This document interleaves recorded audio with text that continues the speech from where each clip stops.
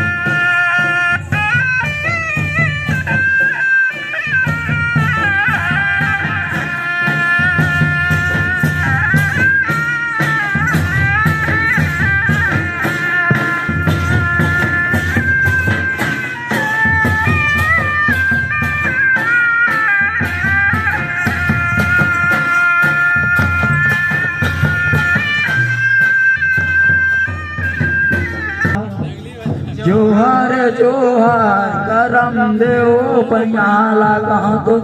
जोहार जो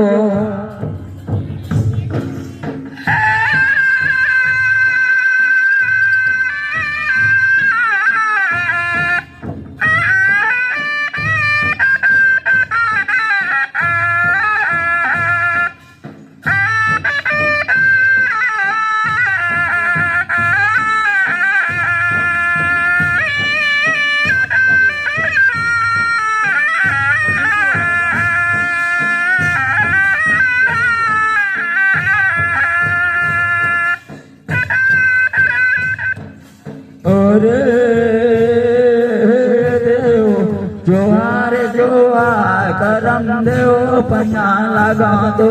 जोहार जोहार जोहार जोहार करम देव पया लगा दो जोहार जोहार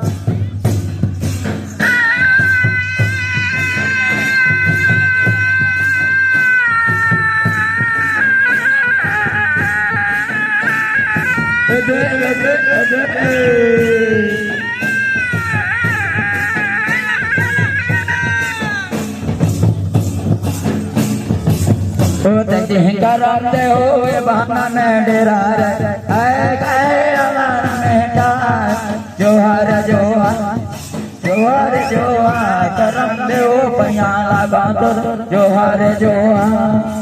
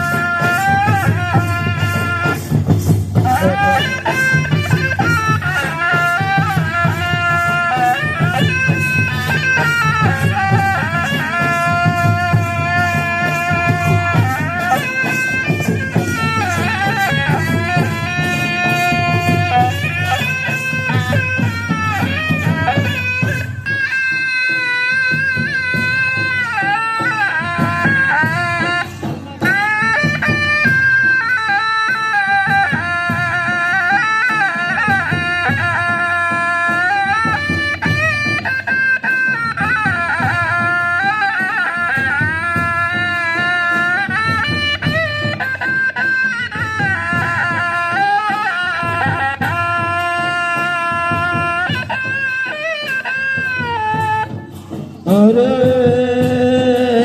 देव लाल का रमा रमा जाम बोले क्षमा क्षमा लाल का रमा लाल का रमा रमा जाम बोले क्षमा क्षमा लाल का रमा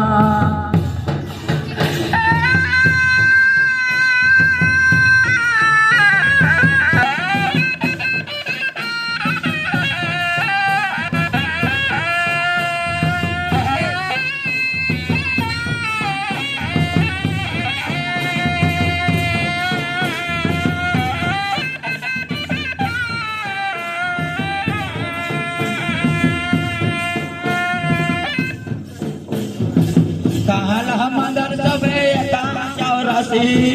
काला सबल बैजने बोले क्षमा क्षमा लाल का रमा रमा जा बोले क्षमा क्षमा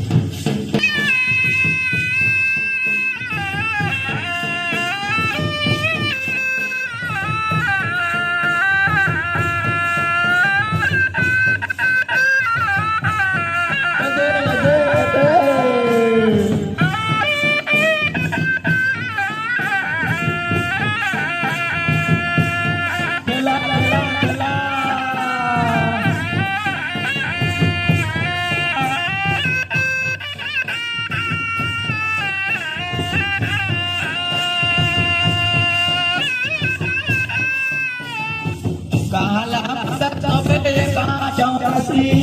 काला सबल बैजने बोले क्षमा क्षमा लाल का रमा रमा जा बोले क्षमा क्षमा लाल का रमा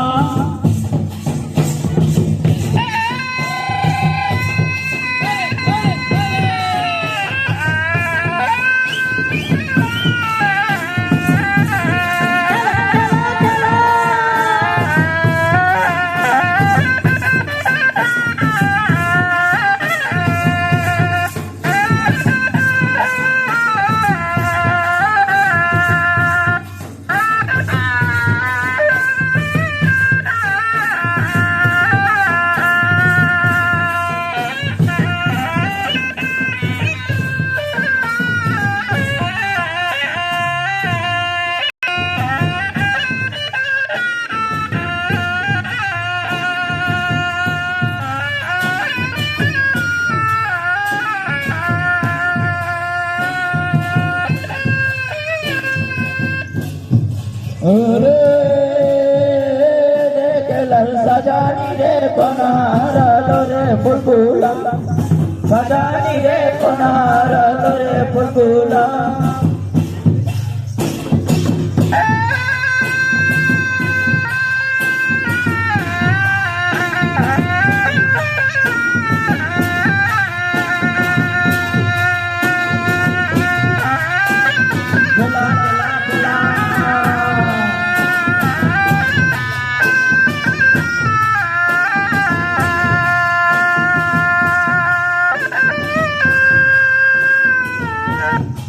कोनारा रे ने कचा दमा पो सजानी रे कोनारा रे बोला सजानी रे कोनारा